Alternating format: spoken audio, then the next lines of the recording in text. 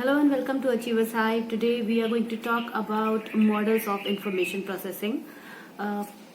Cognitive psychology में हम information processing के बारे में पहले ही पढ़ चुके हैं. आज हम बात करेंगे इंफॉर्मेशन प्रोसेसिंग के मॉडल्स की. लेकिन इससे पहले हम इंफॉर्मेशन प्रोसेसिंग के मॉडल्स के बारे में डिस्कस करें, थोड़ा सा हम आईपी यानी इंफॉर्मेशन प्रोसेसिंग के बारे में भी बात कर लेते हैं. पहले हम इस बारे में डिस्कस कर चुके हैं और आप अगर इस टॉपिक तक आ चुके हैं तो ऑब्वियस सी बातें आप इस टॉपिक से क्लियर होंगे, लेकिन फिर भी एक छोटा सा जो है वो हम इस पर नजर डालते हैं जिससे हमारा टॉपिक और अच्छे से हमें क्लियर हो सके. तो इन्फॉर्मेशन प्रोसेसिंग क्या है? किसी इन्फॉर्मेशन का प्रोसेस होना ही इन्फॉर्मेशन प्रोसेसिंग है, अगर एक सिंपलेस्ट वे में अगर इसको समझने की कोशिश करें. अदरवाइज अगर इसको थोड़ा सा डिटेल में समझने की कोशिश करें तो इन्फॉर्मेशन प्रोसेसिंग कहाँ होती है? माइंड में, ब्रेन में, ह्यूमन ब्रेन में इन्फॉर्मेशन प्रोसेसिंग होती है. और इन्फॉर्मेशन जब माइंड के अंदर प्रोसेस होती है तो वो स्टोर होती है, राइट? तो इन्फॉर्मेशन जब हमारे माइंड में स्टोर हो जाती है तो वो मेमोरी का फॉर्म ले लेती है, यानी मेमोरी बन जाती है. कोई भी इन्फॉर्मेशन, कोई भी ऐसी चीज, कोई भी सूचना, कोई भी डेटा जो हमारे माइंड में जाके स्टोर हो जाता है वही मेमोरी के फॉर्म में स्टोर होता है. अब वो मेमोरी प्राइमरी है या सेकेंडरी, ये इस चीज पर डिपेंड करता है कि वो मेमोरी हमारे पास, हमारे जो प्रोसेसर है यानी हमारे माइंड में कितने समय तक रहती है. उसी के बेसिस पर हम उसको क्लासिफाई करते हैं कि वो प्राइमरी है या सेकेंडरी. तो अब हम आते हैं, इतना हमने डिस्कशन करा, अब हम आते हैं Waugh and Norman model of primary and secondary memory. जब हम मॉडल्स की बात करते हैं इंफॉर्मेशन प्रोसेसिंग के तो काफी सारे मॉडल्स हैं जिनके बारे में हमें डिस्कशन करना होगा, लेकिन जो सबसे पहले आता है वो आता है Waugh and Norman's model of primary and secondary memory. तो चलिए डिस्कस करते हैं कि इस मॉडल में क्या है और क्या बताया गया है और क्या कंसेप्ट दिया गया है. सबसे पहले मैं आपको बताना चाहती हूँ कि ये जो कंसेप्ट है, ये जो मॉडल है, दिस वाज गिवन इन 1965 यानी 1965 में वॉग और नॉर्मन ने इस मॉडल को दिया था. और इस मॉडल को हम 3 पॉइंट्स में या 2-3 पॉइंट्स में क्लियरली समझ सकते हैं. सबसे पहली बात कि जो मेमोरी है वो 2 पार्ट्स में डिवाइडेड होती है.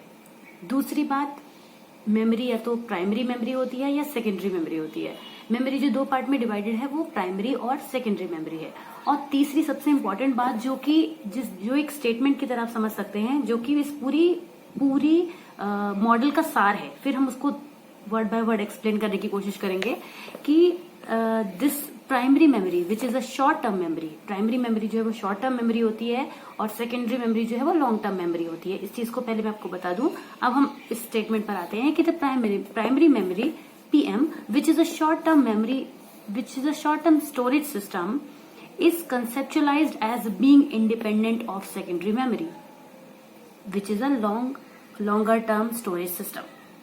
तो आइए अब this Waugh and Norman's model of primary and secondary memory को हम डिटेल में समझने की कोशिश करते हैं with the help of this picture.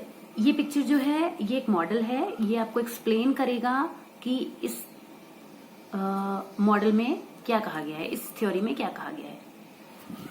Let's see. तो आइए अब हम इस मॉडल के थ्रू एक्सप्लेन करने की कोशिश करेंगे, इस पिक्चर के through, this model of primary and secondary memory given by Waugh and Norman in 1965. तो सबसे पहले तो जैसा कि आप पिक्चर में देख सकते हैं, यहाँ पे कुछ चीजें दी हुई हैं जैसे कि primary memory, stimulus, rehearsal, secondary memory and forgotten. इन सबका आपस में कैसे कनेक्शन है, किस तरह से प्राइमरी और सेकेंडरी मेमोरी वर्क करती हैं, ये इस मॉडल में एक्सप्लेन किया गया है इस पिक्चर के थ्रू. देखिए, सबसे पहले हम ये डिस्कस कर लेते हैं कि प्राइमरी और सेकेंडरी मेमोरी क्या है. Primary memory is a short term memory which stores limited number of stimuli for some short duration of time, whereas secondary memory is actually long term memory which can store unlimited number of stimuli and can reside them for infinite amount of time. तो जब कोई भी stimulus response देता है तो वो response primary memory में store हो जाता है. जैसा कि आप पिक्चर में देख सकते हैं, स्टिमुलस जो है वो एरो बना हुआ है प्राइमरी मेमोरी की तरफ जाता हुआ. तो जब स्टिमुलस प्राइमरी मेमोरी को फॉर्म करता है तो उसके बाद 2 केसेस हो सकते हैं कि अगर हम उसको रिहर्स कर रहे हैं, उसी मेमोरी को याद रखने की कोशिश कर रहे हैं, तो वो एक स्ट्रांग मेमोरी बन जाएगी और जाकर सेकेंडरी मेमोरी में कन्वर्ट हो जाएगी. जबकि अगर ऐसा नहीं होता है, यानी उस मेमोरी को रिहर्स नहीं किया जाता है, उसका रिपीटेशन नहीं किया जाता है, तो वो मेमोरी धीरे धीरे फेड आउट हो जाएगी और जिसको हम फॉरगॉटन की कैटेगरी में रख सकते हैं. तो हम ये कह सकते हैं कि primary memory can be interrupted but secondary can not. Primary memory पर इंटरप्शन हो सकता है।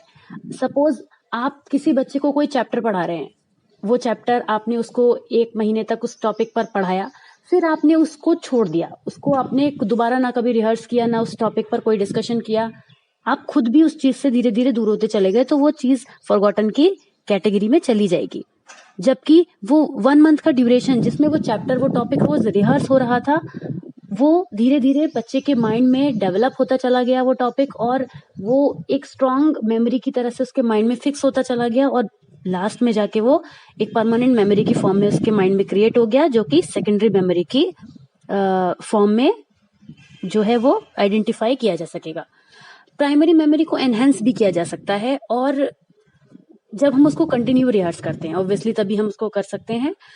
और इस तरह से जो स्टिमुलाई है वो प्राइमरी मेमोरी से सेकेंडरी मेमोरी को फॉर्म करता है। तो वॉग एंड नॉर्मन का जो मॉडल था वो सीधी सीधी 2 बातें यही कहता है कि प्राइमरी मेमोरी जो है वो एक शॉर्ट टर्म स्टोरेज सिस्टम होता है, और वो शॉर्ट टर्म लॉन्ग टर्म तब बनता है जब उसका रिहर्स किया जाता है, अदरवाइज वो फॉरगॉटन हो जाता है। स्टिमुलस वो कोई भी एक्टिविटी है जो मेमोरी फॉर्म करने में हेल्प करती है। पहले स्टिमुलस से मेमोरी फॉर्म होती है, अगर वो इनिशियली वो प्राइमरी मेमोरी होती है, उसके बाद उसको रिहर्स करने पर वो सेकेंडरी मेमोरी में कन्वर्ट हो जाती है, और अगर नहीं करते हैं तो वो फॉरगॉटन हो जाती है, फेड आउट हो जाती है। तो इसी तरीके से वॉग एंड नॉर्मन ने अपने मॉडल में इस चीज का एक्सप्लेनेशन किया, that how primary and secondary memory work. तो अब मैं श्योर हूं कि ये टॉपिक आपको क्लियर हो गया होगा, that is Waugh and Norman's model of primary and secondary memory, और किस तरह से मॉडल वर्क करता है ये इस पिक्चर के थ्रू भी आपको क्लियर हो गया होगा। तो इसी तरह के कंटेंट के लिए हमारे साथ बने रहिए। आगे और भी मॉडल्स हैं जो हमें डिस्कस करने हैं, तो हमारे चैनल को लाइक कीजिए, सब्सक्राइब कीजिए, इस वीडियो को लाइक कीजिए, और जो भी जिनको भी जो भी टॉपिक को पढ़ रहे हैं अगर उनको इसकी जरूरत है तो आप प्लीज शेयर जरूर कीजिए, जिससे कि इन्फॉर्मेशन जो है वो इन्फॉर्मेशन प्रोसेसिंग जो है वो अच्छे से चले, और जो है वो जो मेमोरी है वो भी स्टेबल रह सके। तो thank you so much for this video, see you soon.